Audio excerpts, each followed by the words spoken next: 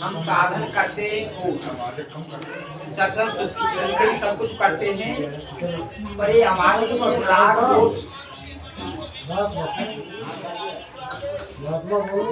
दोष ये खत्म नहीं होते हमारे। सब कुछ होने पर भी ये राग दोष खत्म नहीं होते हैं।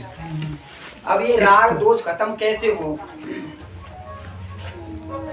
राम को मारने के लिए जब 14,000 सेना आई, जब भाई शूर्पणखा की जब नाक कटी तो शूर्पणखा रावण के पास गई, तो खटूषण आदि 14,000 सेना लेकर के आए। तो वो 14,000 सेना और राम को मारने के लिए आई, तो राम अब उनमें बाण मार रहे हैं, राम मार रहे हैं उनको।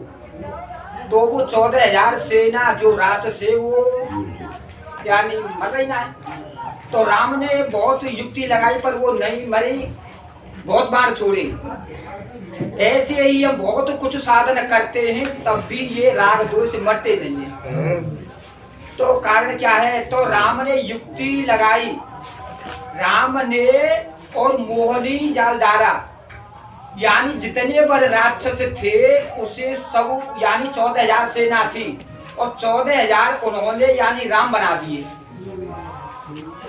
तो जब लड़ाई लड़ते थे तो उनको यानी राम दिखाई देता था, हर एक को राम दिखाई देता। तो राम दिखाई देता उनको जब मारते थे, जब कहते कि ये तो अपना ही आदमी है, ये तो अपना ही है, तो धीरे धीरे करके उन्होंने यानी अपने आप ही पूरी 14,000 सेना मर गई। अब इसका संकेत क्या है? जब तक हमारे हृदय में राम नहीं उतरेगा, जब तक हमारे हृदय में ये संसार राम में तब तक नहीं होगा, तब तक ये राग द्वेष खत्म नहीं होंगे। तो अब ये हमें जो जीवन मिला है ईश्वर प्राप्ति के लिए, और ईश्वर तो दिव्य स्वरूप है और ये शरीर हमारा माया में है।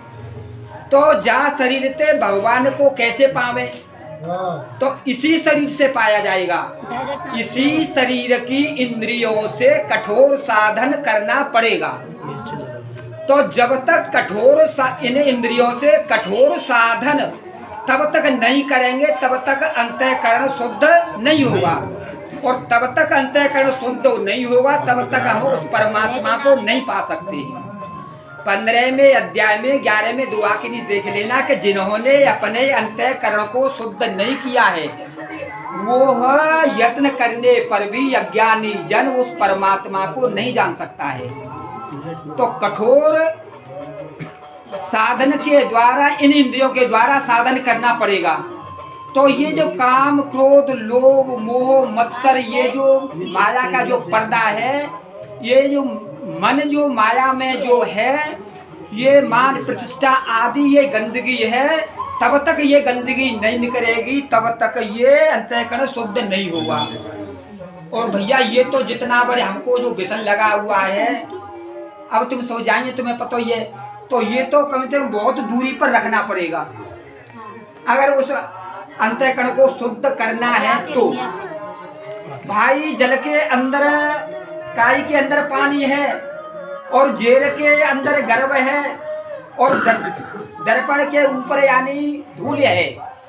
तो ये तीनों चीजें जब तक नहीं उठेंगी, जेर धूल और ये काई, तब तक अब ये दिखाई नहीं देंगे। ऐसे मन के ऊपर ये माया का जो पर्दा है ये पड़ा है, और ये माया का पर्दा कठोर साधन के द्वारा यानी ये हटेगा। और जब तक ये नहीं हटेगा तब तक, जहाँ में 4 चीजें और सहायक है भगवान की प्राप्ति, 4 चीज सहायक है, यानी सत्य और यज्ञ और दान, सत्य, हाँ दान और तप। दान भी 10वां हिस्सा यानी दान करना पड़ेगा। ये अंतःकरण की शुद्धि के साधन है। वृक्ष में कितना यानी रस होता है? वृक्ष अपने रस को 10वें हिस्सा में यानी फलों को बांट देता है। यज्ञ यह नहीं है तो रोज हवन यज्ञ करो। यज्ञ का मतलब है कि रोज यानी कीर्तन, जप यज्ञ। गीता में भी कहा है कि यज्ञों में यज्ञ, जप यज्ञ सबसे बड़ी है। और धर्मन दूसर सत्य समाना। और तप कहते हैं जो कटु वचन है, संसार के जो कटु वचन है, घर परिवार में जो कटु वचन है, इनको सहन करना। भाई शंकर भगवान ने जो विष पिया था, ये कटु वचन ही ये विष है। ना तो इनको अंदर उतारो, ना इनको बाहर निकालो, इनको बीच में ही रखो। ये तो ये 4 चीज इसमें सहायक हैं। तो ये 4 चीज जब तक नहीं धारण करेंगे, जब कठोर साधन के द्वारा साधन नहीं करेंगे, जब तक हम यानी उस परमात्मा को नहीं पा सकते हैं।